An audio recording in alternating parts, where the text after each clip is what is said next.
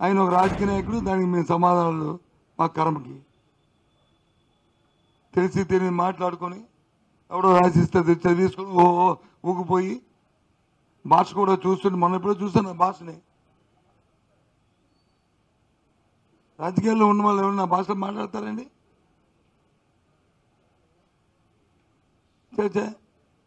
చెప్పండి.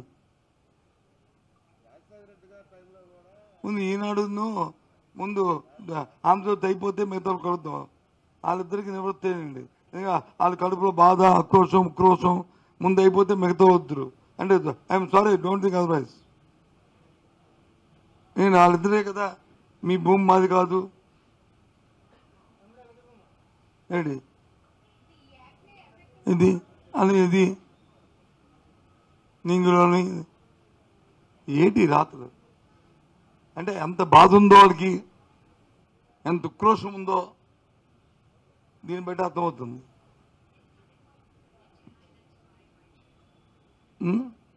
ఏం లేరేటి, మీ భూమి మాది, మీ భూమి మీది కాదన్నా లేరా? ఏం నోరు పెట్టలేదు, ప్రశ్నలు లేవా? ఎక్టోర్స్ నుంచి రాలేదు ఇంక మీకు ఇది అడగమని? లేనంటలేండి, వాళ్ళకి మరి లేదంట.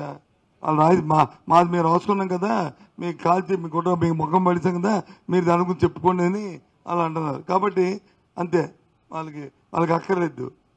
ఎందుకంటే ఏదో ఒకటి తప్పుడు రాత్రి రాసుకుంటాం మేము మా ఇష్టం రాసేస్తాము అంతే. మాది అంతే, కానీ మళ్ళీ మేము ప్రశ్నలు అడగం, దానికి క్లారిఫికేషన్ మాకు అక్కర్లేదు. మా కడుపులో ఆక్రోశాన్ని, మా బాధని మేము ఎలకెక్కించాము అని. ఇది రాష్ట్ర ప్రజలు చూస్తున్నారు టీవీ నుంచి లైవ్. ప్రజలారా ఆలోచన చేయండి, మీరే డిసైడ్ చేయండి. వీళ్ళ తాలూకా ద్వంద్వ వైఖరి, ద్వంద్వ బుద్ధిని రాష్ట్ర ప్రజల నుంచి ఈ టీవీలో చూస్తున్న వాళ్ళని డిసైడ్ చేయమని అడుగుతున్నాను. న్యాచురల్గా చెప్తుంది కదా అండి, 1-10 సార్లు చెప్తాను. ముందు సమగ్ర సర్వే జరగాలి. ఏ గ్రామం అయితే సమగ్ర సర్వే జరుగుతుందో ఆ గ్రామాలు పరిధిలోకి వస్తాయి. రెండోది, దాంట్లో కూడా మళ్ళీ వాళ్ళకి ఏమైనా అబ్జెక్షన్స్ ఉంటే అప్లయింగ్ అథారిటీ వచ్చి డిస్ట్రిక్ట్ జడ్జి కేటగిరీలో ఉద్యోగంలో ఉన్న వాళ్ళు కానీ, వృత్తి చేస్తున్న కానీ, లేదా రిటైర్డ్ కానీ ఒక అప్పీల్ అథారిటీ ఉంటుంది, అప్లయింగ్ అథారిటీ, వాళ్ళకి అప్లై చేసుకోవచ్చు. వాళ్ళు కూడా ఓవర్ చేస్తే అప్పుడు హైకోర్టుకి వెళ్ళే పరిధి. కోర్టుకి ఎప్పుడు వెళ్ళొచ్చు, దానికేం కోర్టుకి వెళ్ళే పరిధి దానికి టైం లేదు, వెళ్ళొచ్చు. ఎవరైతే అప్లికేషన్ పెట్టుకోవాలో అప్లయింగ్ అథారిటీ పెట్టుకో, దానికి మాత్రమే 2 సంవత్సరాలు, దానికి లేదు.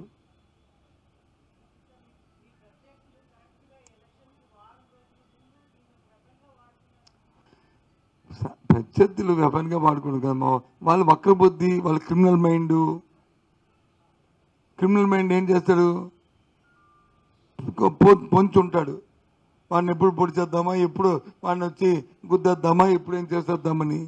క్రిమినల్ మైండ్ ఉన్న వాళ్ళు వచ్చి ఇది ఒక ఈ సున్నితమైన సంబంధం కాబట్టి ఈ లైన్లో వచ్చారు. దానికి కూడా ఉంది కదా, వాళ్ళు పట్టుకుంటారు కదా పోలీసులు, చట్టం మోసుకోదా. మేము పోలీసులాగా ఇదిగో దొంగలు మీరు, ఇగో ఎలాంటి రాత్రులు రాస్తున్నారు అని మేము వచ్చి చెప్తున్నాం. అది ఏదమ్మా,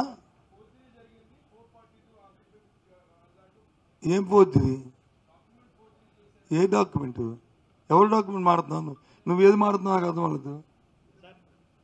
ఎవరు డాక్యుమెంట్ ఫోర్జరీ చేస్తారు నాకు అర్థం అవ్వలేదు. నువ్వు ఎక్కడి నుంచి ఏం మాడుతున్నావు, అది రెండోది, దానికి వద్దాం.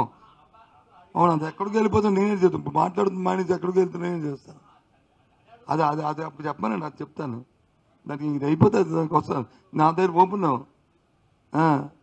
అసెంబ్లీ ఎన్నికల్లో కృష్ణదాస్ గారు అసెంబ్లీలోనే ఈ చట్టం కోసం మాట్లాడుతూ జగన్మోహన్ రెడ్డి గారి కళ్ళల్లో ఆనందం చూడడానికి చట్టం తీసుకొచ్చామని చెప్పడం, తర్వాత పాస్ పుస్తకాల మీద జగన్మోహన్ రెడ్డి గారి ఫొటోస్ అక్కడి నుంచి వేయడం, జనాలు ఏంటంటే ఒక భయభ్రాంతులకు గురవుతున్నారని. ఒక విషయాన్ని పట్టదారు పాస్ పుస్తకం మీద జగన్మోహన్ రెడ్డి ఫోటో వేశారు. అదే కదండి ఇది అడుగుతుంది క్వశ్చన్. అది కాదు బాబు, అది కాదు బాబు, వేశారు. ఎన్టీ రామారావు బొమ్మ వచ్చి మరుగుదొడ్ల మీద వేశారు, దానికే చెప్తావు? అదే ఏమి మరుగుదొడ్డి మీద వచ్చి ఎన్టీ రామారావు బొమ్మ వేసుకున్నారు, మరుగుదొడ్డి మీద. ఇది మంచి కార్యక్రమం, ఇది పట్టదారు పాస్ పుస్తకం అనేది.